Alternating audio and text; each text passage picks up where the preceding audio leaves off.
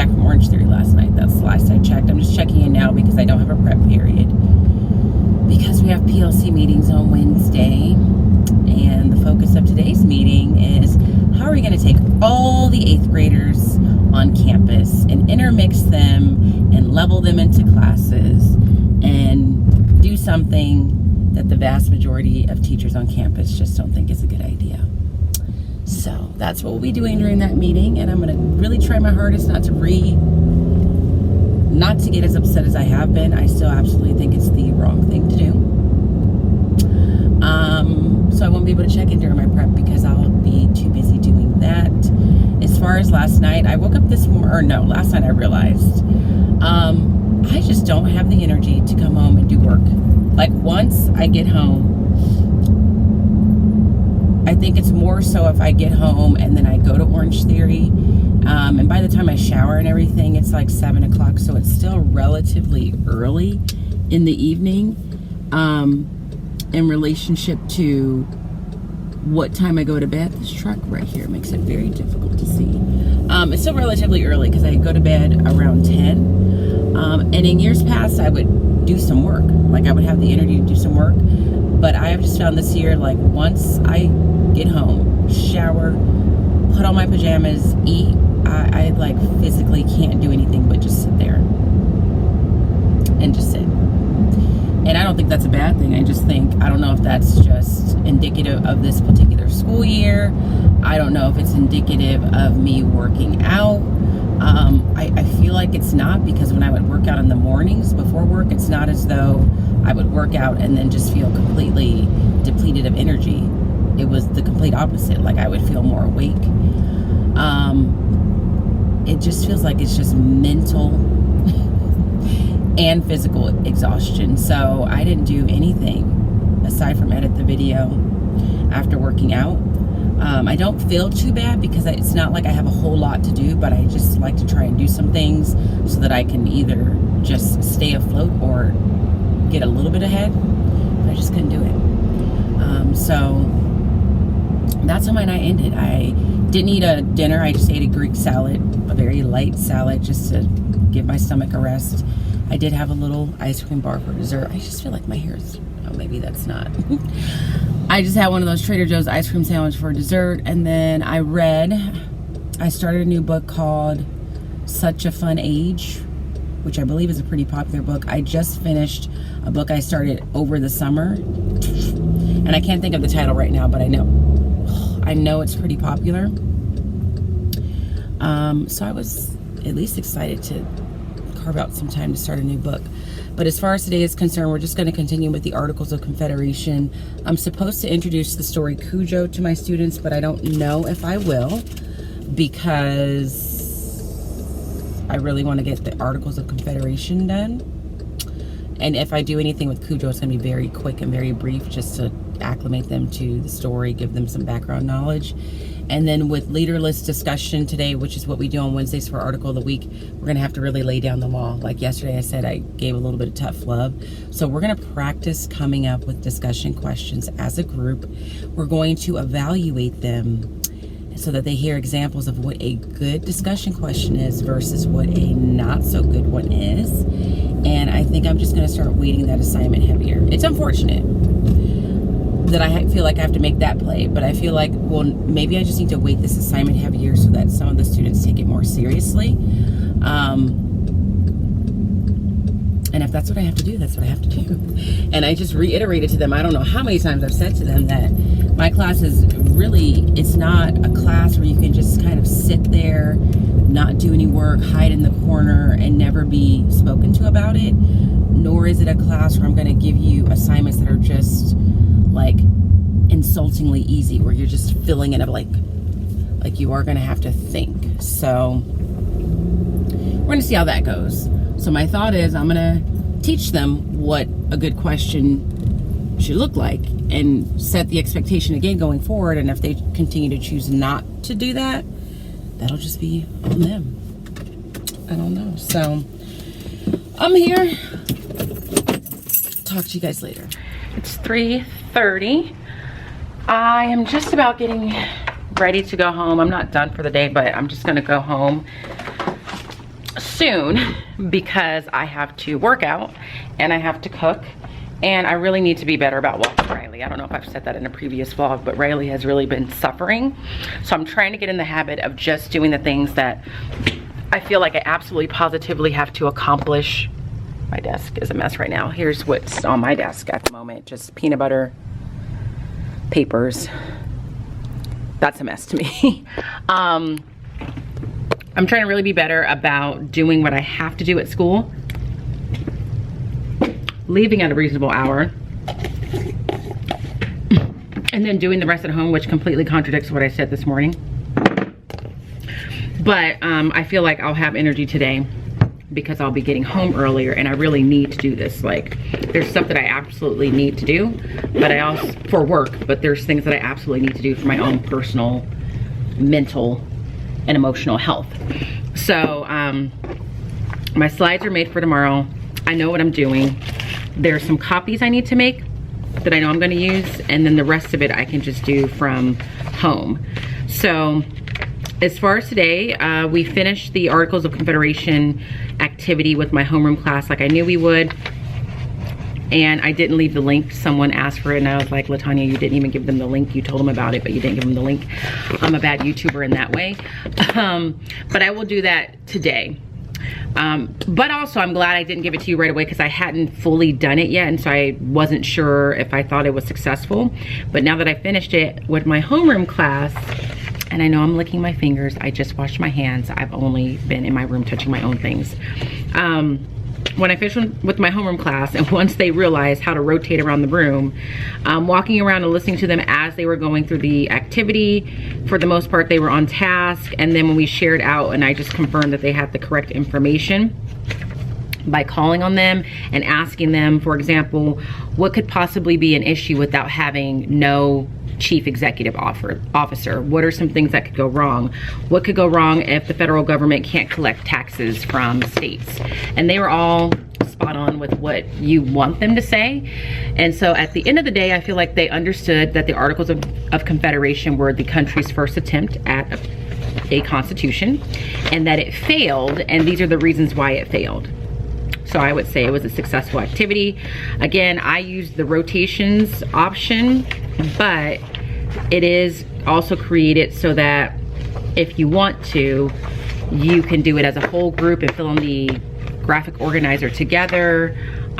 You can assign it to them as independent practice. It just really depends on what you want to do. And I also liked doing it in rotations because it gave them a chance to get up and move about, which broke up the day.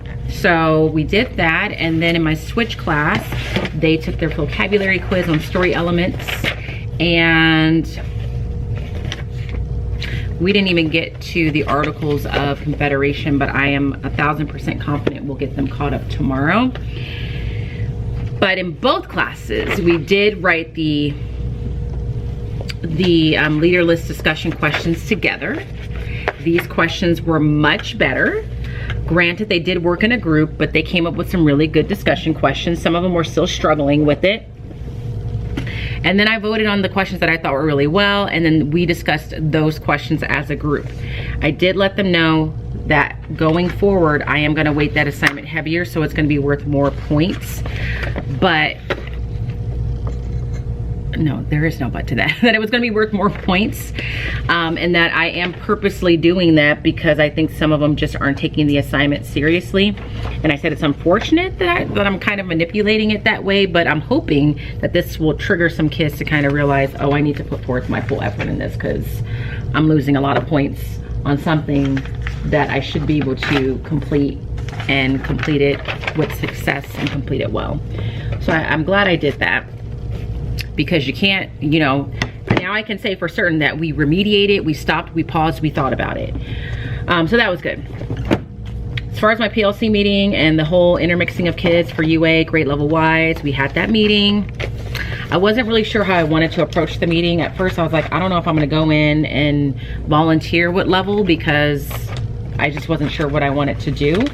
My first year teaching here, I taught the kids that struggle the most, which I don't mind doing, but teaching those classes can be just very taxing at times. And so a part of me was like, I feel like I've done that. I'm currently teaching the RSP cluster, which means I'm already having to put in a different kind of energy to service some of the needs of students. But prior to that, I also heard that there is a possibility, well, the plan is, I'm not even gonna say possibility because that makes it sound like maybe. The plan currently is that the RSP teachers will push into the classes that have kids that are struggling the most, because a lot of times you have some RSP kids in there. So in the meeting I said, I am willing, I don't even wanna say it out loud because I might regret it, but that I am willing to teach the group that is struggling the most, the low group, or one of the low groups, because there's two, as long as there truly is some sort of RSP support and push in, and that I'm not teaching language live, which is what I had to use my first year, and I thought it was just not the best thing in the world for me to teach and the kids to deal with. So that's what I'm teaching. The good news is we decided uniformly what we want to work on during this class period, so that it's uniform across the board, so that we all have a sense of what the other classes are doing, so that now, because this is a legitimate assignment that we all would have done in class or could have done in class, we can pull grades from it, so the kids know this is just not some free class where nothing really matters. And so that makes me feel a little bit better. And I'm working with someone on my team that I feel like we have very similar work styles and approaches to teaching. So still not perfect, still not what I want, but it's better, I guess, than what it was my first year. Time will tell because we haven't started it, but that is how that meeting went. Anyway, but that's how the day has gone so far. I'm gonna turn in this time card for the meeting I attended, make a list of all the things I need to do, and hurry my little butt home, because I got things I need to take care of. So that was my Wednesday, my mid-week check-in. If you enjoyed today's vlog, please give it a thumbs up. If you're not subscribed, make sure you subscribe. And if you're not following me on Instagram, head over there, follow me at Smarty Style. As always, I hope that you guys are well. And if you're not well, please be well. And I will see you guys tomorrow. Bye. What day is it? It's Thursday, it's 3:44. I'm gonna go home. I was not able to upload last night because I had to put latawnya first. And yesterday after work, I had to go home, cook. I really wanted to walk Riley because poor little baby's not getting walked. And I needed to take a Peloton class. And by the time I did all of those things, and I got home at a pretty early time for me, like 4-ish. By the time I finished all those things and took a shower and got pajamas on, it was like 8 o'clock, and there was no way I was gonna then edit and then eat dinner. So I had to just have a moment and say, it's okay. You can combine this footage with tomorrow, which is today. But I had a really good dinner, nothing teaching related, but the Green Chef meal that I had last night was top notch, 10 out of 10, as some would say. And it was squash spaghetti noodles with like this spicy beef mixture. And I've made squash noodles before and I failed at it, and so I just was not looking forward to making this. And I had thought, somehow I convinced myself that they had prepared the squash noodles for me and that I wasn't gonna have to go through the process, but I did.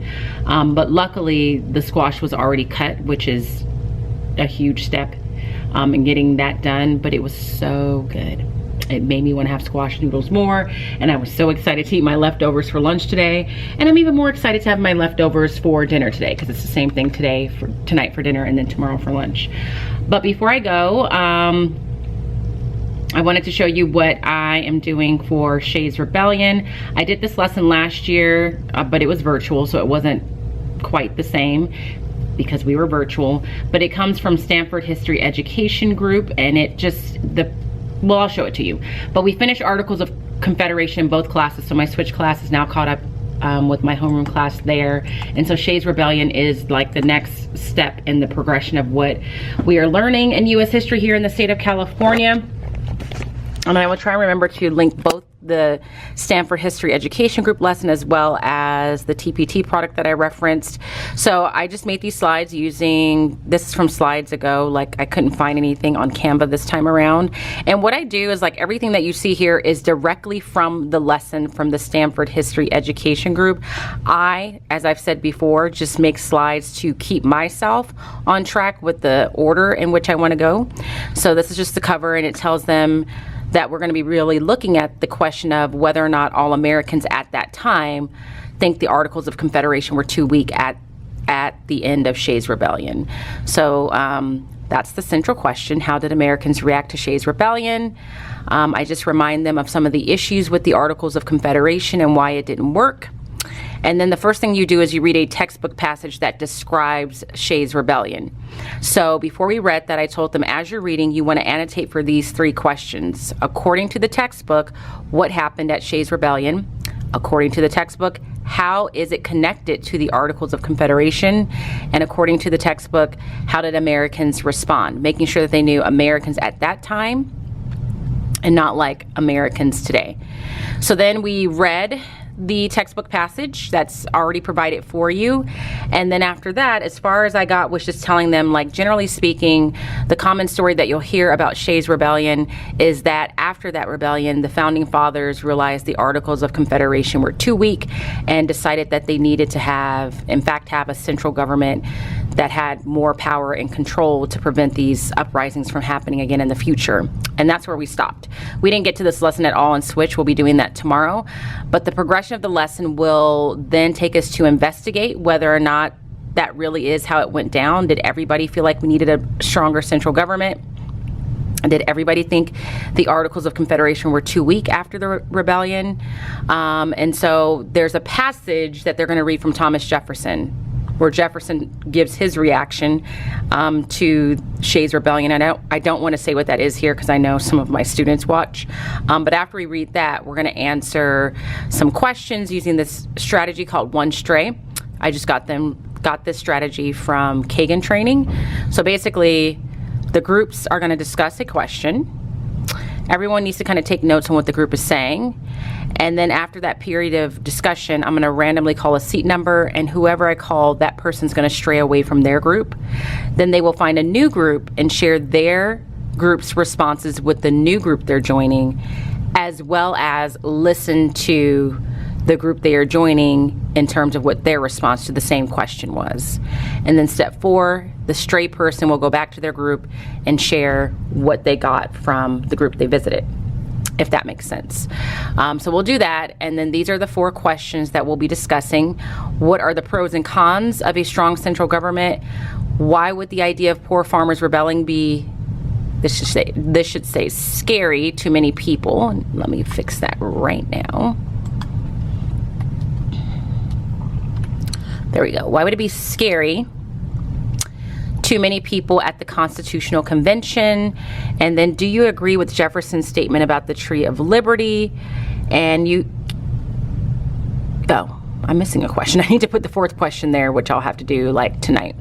And so that's really what we're going to do with Shays Rebellion, and then we'll move on. I have a feeling that I'm going to create some kind of quiz on the Articles of Confederation and Shays Rebellion just to kind of wrap things up, but that's as far as I've gotten so far. So that is how my day went. I'm gonna go home, I'm gonna walk Riley, I'm gonna get ready for my 5:30 Orange Theory class.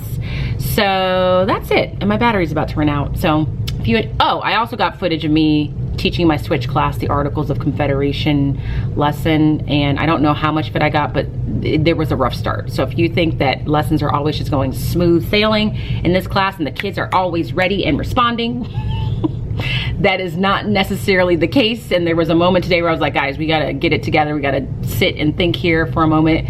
I don't remember if I got that on film, but if I did, I'll try to include it at some point, as well as you having to listen to me use my elementary school teacher voice when I was explaining how they need to move about the 8 different rotations they were going to go to. So the Articles of Confederation didn't work. Mr. Heimler told you that, I'm telling you that, but it was the country's first attempt at, what did I say?